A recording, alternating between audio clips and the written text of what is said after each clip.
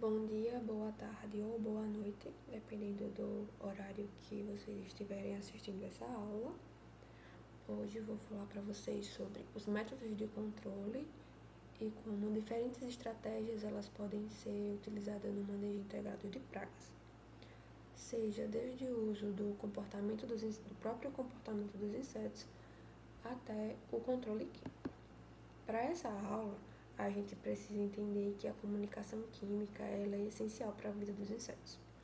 Ela é usada para encontrar parceiros sexuais, para localizar plantas, para a defesa dos insetos contra inimigos naturais, para achar fonte de alimento, entre outras coisas.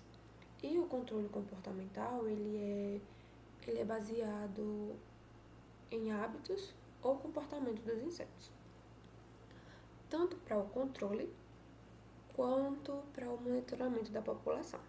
Esses hábitos, eles estão diretamente ligados à comunicação química dos insetos, seja através de antenas, dos tarsos, dos olhos, do aparelho bucal e até mesmo da ovoposição, porque as plantas elas são capazes de identificar a ovoposição de um inseto praga e elas reconhecem aquela ovoposição como um ataque.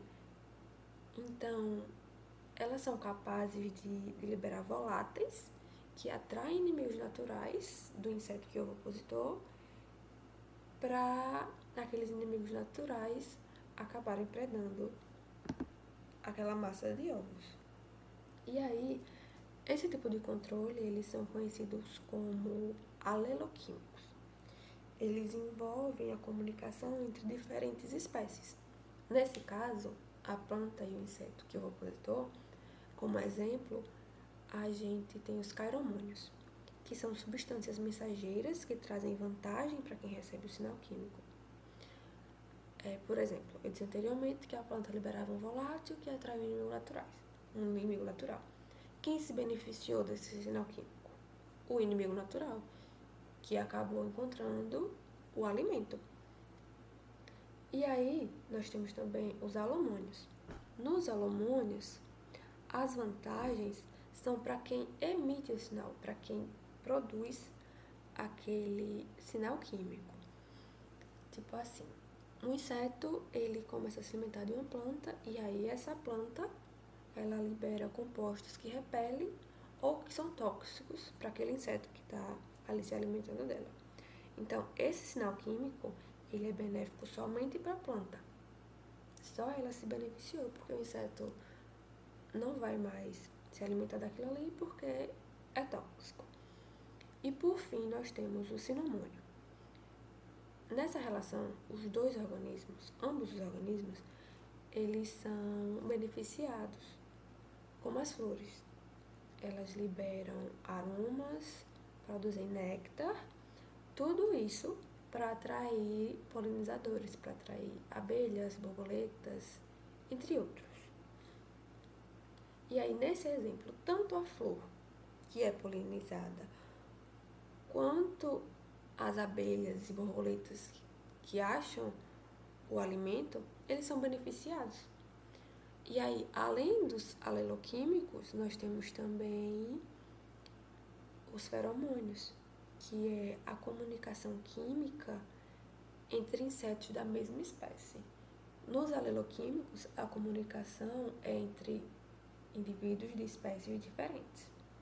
Nos feromônios, a comunicação é entre insetos da mesma espécie. Essa comunicação ela é capaz de induzir respostas comportamentais que podem ser de alarme, que é quando você vai na roça e aí você acaba pisando no formigueiro e todas as formigas acabam te atacando, porque ali foi liberado um feromônio de alarme e aí todas as formigas vão te atacar. E aí temos também um feromônio de agregação, que é um feromônio usado para atrair indivíduos da mesma espécie, para eles ficarem juntos. E temos também um feromônio de dispersão, que um exemplo é quando os pulgões eles estão sendo atacados por uma joaninha, né? Eles acabam se dispersando rapidamente. Isso ocorre porque o inseto, um dos pulgões que foi atacado pela joaninha, ele libera um feromônio. E aí os insetos, os outros pulgões ao redor, eles percebem esse feromônio e aí se dispersam rapidamente, porque eles entendem, tá tendo um ataque aqui. E temos também o feromônio sexual, que é para o macho e a fêmea eles acabarem se encontrando e acasalando. E por último, nós temos o feromônio de trilha, que também vou usar o exemplo das formigas. As formigas, elas andam em trilha. E às vezes quando a gente vê uma trilha de formigas, né, a gente acaba passando o dedo ou o pé, e aí dá para observar que elas se dispersam quando a gente faz essas coisas. É porque a gente acabou interrompendo ali o feromônio de trilha deles. E os feromônios, como eu disse anteriormente, eles podem ser usados tanto para monitoramento como para controle. Para monitoramento, eles podem ser usados para mostrar no nível populacional, atraindo machos ou fêmeas, e aí vai ajudar na tomada de decisão, porque você vai conseguir ver se o inseto ele está no nível de dano econômico, no nível de controle ou não. E no controle, você vai conseguir fazer uma coleta massal desses insetos através do hormônio de agregação, que é quando você atrai uma grande quantidade de insetos e mata. Como exemplo de feromônios, nós temos algumas práticas adotadas para a broca do olho do coqueiro, que é uma prática bem simples. Você pega um vaso e aí pendura ou coloca o feromônio aqui, e aí os indivíduos eles acabam entrando por essa entrada aqui e não conseguem sair. E aí depois é realizada a coleta deles aqui no fundo e a matança. O mineiro do café, nessa armadilha aqui, o bioM é um feromônio sexual. Ele atrai somente indivíduos machos. Então, além de controlar, ele também causa a confusão. Ele interrompe o acasalamento. Outro exemplo de feromônios usados para o confundimento são esses aqui. Você coloca um desse aqui na árvore, o macho está vindo para acasalar com a fêmea, ele interrompe esse sinal, ele emite outros feromônios, né, que acaba gerando confundimento. Então, esse macho aqui não vai chegar na fêmea. E aí não tem acasalamento, não tem nada. Alguns experimentos, eles foram conduzidos para ver se quais compostos eles podem interferir nesse feromônio sexual. Nesse experimento, ele foi feito com percevejo marrom da soja, que é um percevejo praga-chave da cultura da soja, muito importante.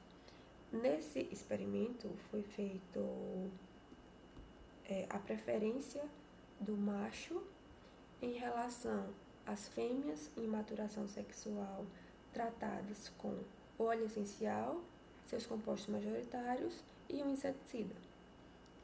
Como foi realizado? Foi através do olfatômetro. Foram selecionados 3 indivíduos em maturação sexual. Uma fêmea foi colocada junto com alimento e um papel filtro tratado com esses compostos. E em outro foi colocado a fêmea, o alimento e o tratamento controle, que é feito com acetona. E aí é ligado o compressor de ar, então o ar passa por aqui e chega aqui. Nessa área aqui foi liberado um macho em maturação sexual. E aí foi contado o tempo e ele teve a chance de escolher a fêmea tratada ou a fêmea não tratada. Como resultado, nós tivemos que o óleo essencial de Lipegracilis e seus compostos majoritários timol e carvacrol, eles não foram preferidos pelo percevejo. O que é que isso indica? Indica que esses compostos eles acabaram interferindo no feromônio sexual. desses percevejos. E aí eu trouxe também uma lista de feromônios que são comercializados, tanto para controle quanto para o monitoramento. Nós temos aqui o Scaluribergota, que ele é usado para lagarta enroladeira da maçã. Temos o Biodiabrótica, que é usada para diabrótica especiosa, ou vaquinha, ou brasileirinha. Temos também o Biobroca, que ele é usado na broca do café, e o Scalortuta, que é para traça, para o monitoramento da traça do tomateiro. E aí a gente fecha essa parte dos feromônios. Vamos entrar agora na parte do uso de aleloquímicos. Um controle cultural que devia ser muito usado e que é eficiente é o push-pull. O push-pull ele é baseado na utilização de plantas que repelem e plantas que atraem a praga. Nesse exemplo aqui, nós temos uma plantação de milho e nas entrelinhas está plantado o desmódio, que é uma planta que repele as pragas. E nas bordas nós temos a braquiária, que é uma planta que atrai.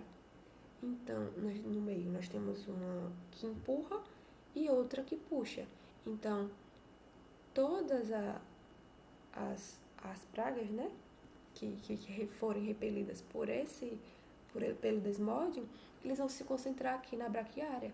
Então, isso facilita o controle, né?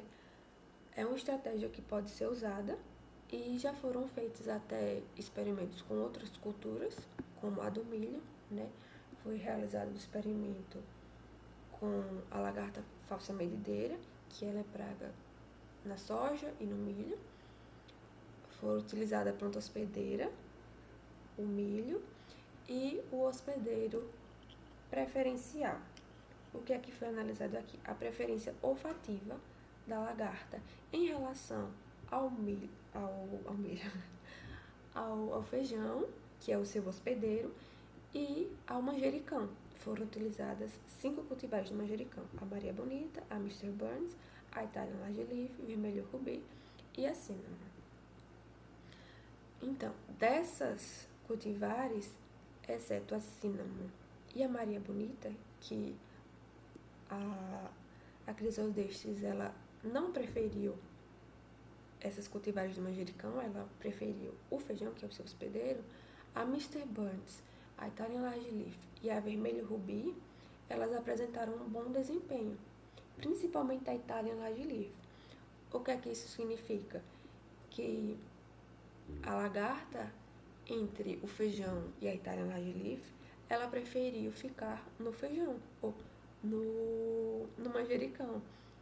Então, esse manjericão, né, esse estudo, ele pode ser usado como uma prática de manejo. Você tem lá uma plantação de feijão, e aí você pega essa cultivar de Italian Large Leaf e planta. A lagarta ela vai preferir ficar na Italian Large Leaf e não no feijão. E aí vai diminuir o dano causado, né? Outro controle aleloquímico é o uso de cartões adesivos.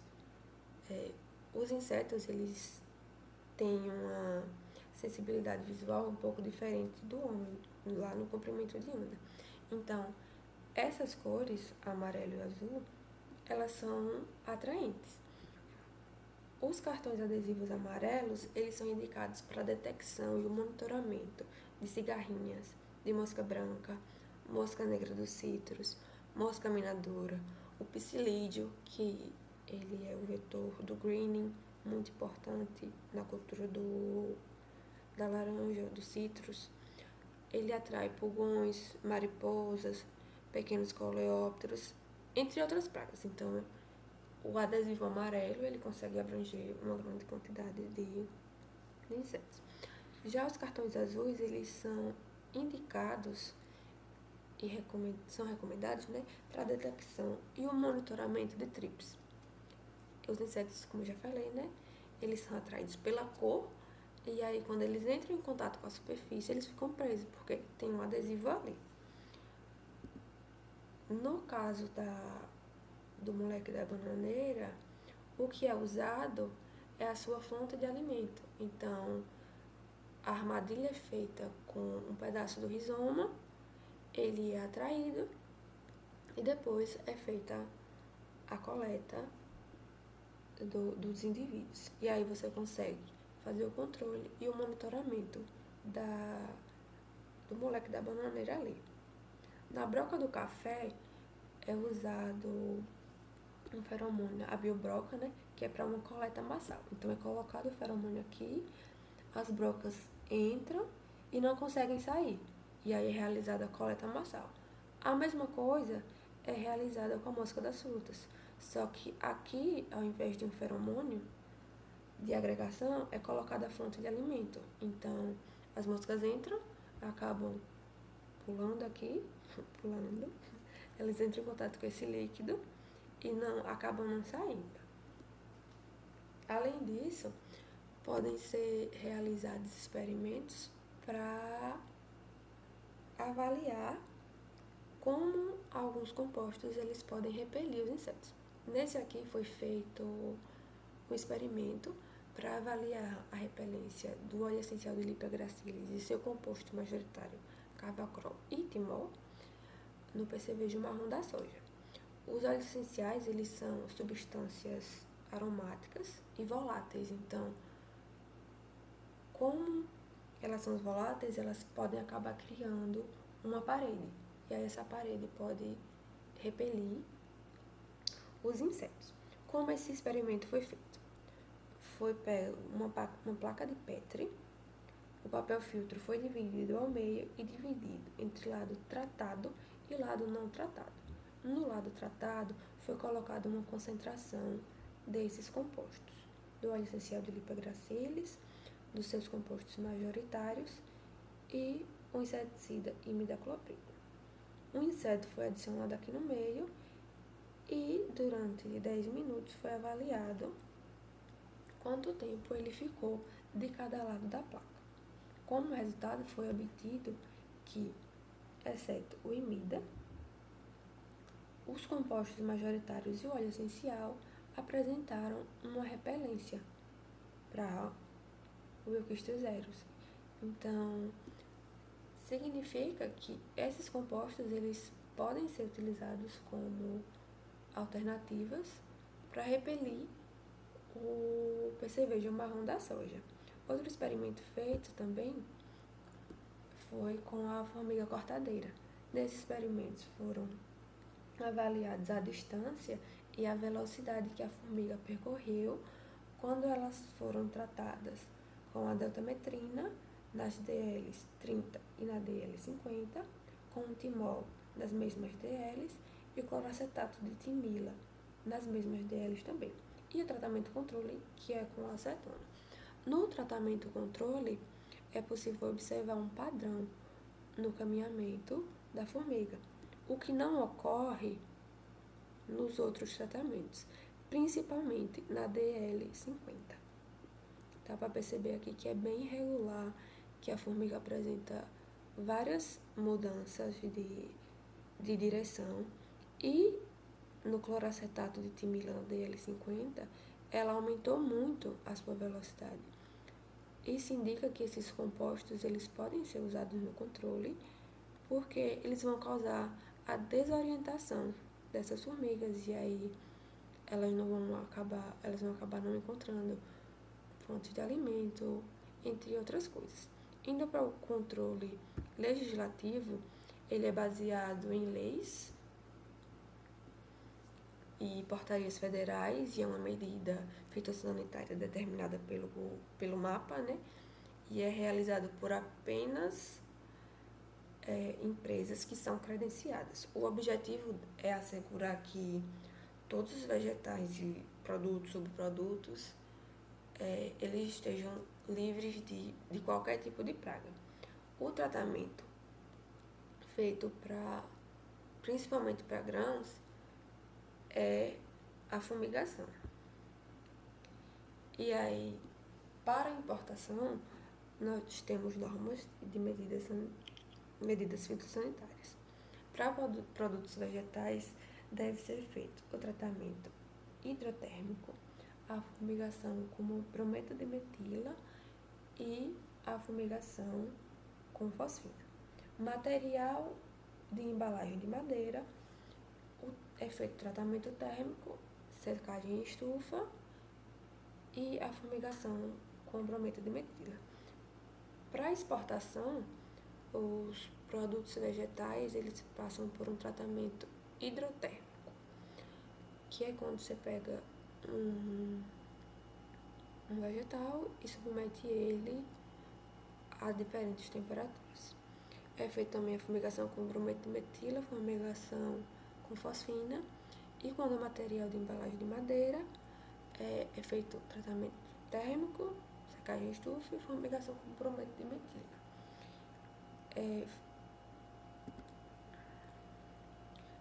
Ainda para exportação, existe um sistema de mitigação de riscos, que é uma ferramenta que ajuda a adequar o mamão para exportação, e aí ele acaba cumprindo normas fitossanitárias que é exigida pelo mercado internacional. É importante ressaltar que essas medidas de mitigação não é só após a colheita. Essas medidas de mitigação são durante a colheita, antes, todo o processo de produção do mamão, por exemplo, ele tem que ser feito baseado na mitigação. Então, tudo tem que ser feito muito correto. Como o exemplo da mosca das frutas. Se tiver algum ovo, alguma larva em algum mamão, não vai ser, aquele lote todo não vai ser exportado. Então, por isso que é tão rígido, por isso que os mamões eles passam por tratamentos, porque a mosca das frutas ela não pode ir para outro país. Então, eles são bem rígidos nessa questão. E aí, no controle legislativo, nós temos as pragas quarentenárias A1 e pragas quarentenárias A2, que são pragas quarentenárias ausentes e presentes. E o que é uma praga quarentenária? É uma praga que tem um potencial econômico para uma área que ainda ela não está presente. Ou está presente, mas tem um programa oficial de controle. E as duas elas são capazes de causar danos econômicos. Como exemplos de pragas quarentenárias A1, nós temos o coleóptero, que é praga do eucalipto, o lepidóptero, que é praga dos pinos, e um hemíptera, que é uma cigarrinha, praga do eucalipto também. Como pragas quarentenárias presentes, o principal exemplo que nós temos é a mosca negra dos citros, que ela não ocorria aqui e agora ocorre em muitos estados. E aí existe uma instrução normativa que não permite o trânsito de plantas, nem partes, nem plantas hospedeiras da mosca dos citros, como a mangueira, né? Que é um hospedeiro alternativo. A única coisa que pode circular são sementes e material in vitro, porque a mosca negra ela não pode se disseminar para outros estados. Ela tem ocorrência em alguns estados, mas em outros não. Então, não é uma praga que ocorre em outros estados. A Cerathites captata e o minador dos citros também são exemplos de pragas quarentenárias A2, assim como a mosca branca e o trips. Outro método de controle é o método genético, que ele usa a manipulação do genoma de pragas para reduzir a capacidade reprodutiva. E ele pode ser feito por quimioesterilização ou por radiação ionizante. O que é que acontece quando esses tratamentos são feitos? Os insetos que são submetidos a esses tratamentos, eles acabam perdendo a sua capacidade de se reproduzir. Tipo assim, eles vão até acasalar com fêmeas, se o tratamento for feito em machos, como no caso da mosca das frutas. foi feita uma radiação ionizante, onde os machos foram tratados com essa radiação e depois foram liberados. Então, eles acabaram acasalando com as fêmeas, mas os ovos oriundos dessa cópula, eles acabaram sendo inviáveis. Então, eles não eclodiram, não deram nada. Então, acaba controlando. Ainda no controle genético, nós temos a esterilização híbrida, onde insetos híbridos estéreis, eles podem ser criados em laboratório e liberados em campos. E aí, em campo. Um exemplo que nós temos é o híbrido criado de machos de Chloridia virescens com fêmeas de Chloridia subflexa. Podem ser produzidas também linhagens de insetos que possuem condições letais, né? Eles têm características que são letais à espécie. Por exemplo, tem um inseto que tem a incapacidade da diapausa. E o que é a diapausa? É a capacidade dele se adaptar a, por exemplo, a uma mudança brusca e ele está sem alimento. Então, ele desacelera seu metabolismo para poder passar por aquele período sem alimento. Então, se ele não consegue reduzir o seu metabolismo, não consegue entrar em diapausa, ele acaba morrendo. Ou então, quando ele perde a sensibilidade à temperatura, ou não tem capacidade de voar. Outro método pode ser também a esterilidade herdada, que é conhecida como esterilidade de transmissão, que é muito útil no controle de lepidópteros e hemípteros, porque os insetos eles possuem cromossomos policêntricos e aí eles acabam transmitindo esses cromossomos de um para o outro quando a população é liberada no campo, e aí acaba controlando também. Outro método é a incompatibilidade genética projetada, que é uma técnica descrita que a linhagem da praga EGI é homozigótica para um gene efetor letal que, quando copula com indivíduos em campo, os híbridos são inviáveis, então eles não conseguem se reproduzir e acaba por isso mesmo. Seguindo, nós temos o controle mecânico. O controle mecânico é um conjunto de táticas de controle direto e o objetivo é alcançar uma maior quantidade de pragas o mais rápido possível. E através do controle mecânico ou do uso de barreiras, é possível que vocês consigam impedir, que o produtor, quem for fazer, consiga impedir das pragas chegarem à planta hospedeira. Como exemplos de barreiras, né, são dispositivos ou práticas que visam impedir ou dificultar o acesso do inseto à planta. A catação, que é um controle mecânico também, assim como a barreira, é baseada na coleta manual de ovos, larvas, ninfas, adultos, insetos que são facilmente identificados. O pó abrasivo ele é usado para remoção da camada da cera de cutícula dos insetos e aí eles acabam morrendo por dessecação. Existe também um método mecânico chamado de impacto, que é quando máquinas lançam grãos contra um anteparo de madeira, né, para matar os insetos que estão dentro do grão ou fora. Existe também a batida, que é você vai lá e dá sucessivas batidas e quando os insetos caírem no pano, que você coloca embaixo, é feita a coleta dos insetos e o controle. Como barreiras, nós temos os exemplos de estufa, que é quando você tem uma cultura que está totalmente protegida dentro da estufa. O único perigo é algum inseto entrar, porque se ele entrar, ele vai acabar tendo tudo que ele precisa, que é alimento e proteção, né? Que dentro da estufa ele está protegido de inimigos naturais, de mudanças climáticas drásticas e etc. Outro exemplo é o controle com o chapéu chinês. Acredito que seja esse o nome popular. Ele impede que, principalmente formigas, elas acabem subindo e desfolhando a planta de interesse, né? Outro método de controle é a cobertura dos frutos. Aqui é um cacho de banana. E esse método de controle ajuda principalmente com o arapuá, né? Que eles acabam causando danos no fruto e acaba perdendo seu valor comercial.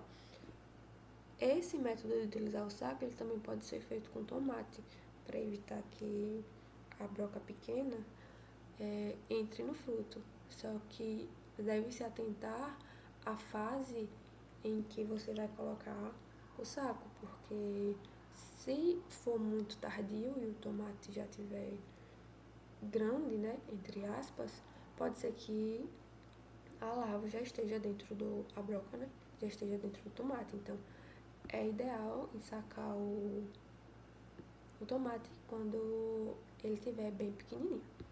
O outro método, que é a catação, é baseado na esmagação dos ovos e coleta dos adultos. E o controle físico, né, ele é baseado no uso de fenômenos físicos, como manipulação da temperatura em silos. Né? Em silos é possível manipular essa temperatura. Ou você coloca uma temperatura muito elevada ou muito amena. Então, o inseto ele não vai conseguir se adaptar ou sobreviver a essas temperaturas. Outra prática é a manipulação da umidade. Então, aqui, né, nesse caso, é um plantio de arroz. Então, dificilmente o inseto vai conseguir sobreviver nessas condições. Além disso, podem ser feitos o uso de palhadas. As palhadas, né, elas podem ajudar no controle de pragas que precisam do solo para completar o seu ciclo. Por exemplo, a falsa medideira, na sua fase de larva, ela fica aqui, mas depois ela cai, se enterra para virar o adulto. Então, ela precisa da terra para se enterrar e se proteger dos inimigos naturais. Se ela vira polpa e fica aqui em cima, ela está muito vulnerável. Ela pode ser atacada por inimigos naturais. Além disso, ele muda o microclima, né? Do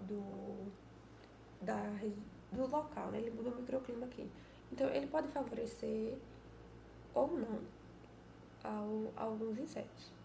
Além disso, podem ser usadas também radiações eletromagnéticas. Essas armadilhas, né? Elas são usadas para atrair moscas e mariposas.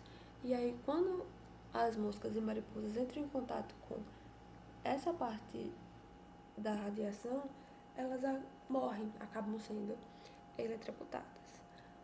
No mais, espero que eu tenha conseguido passar o conteúdo para vocês. Qualquer dúvida, estou à disposição e muito obrigada.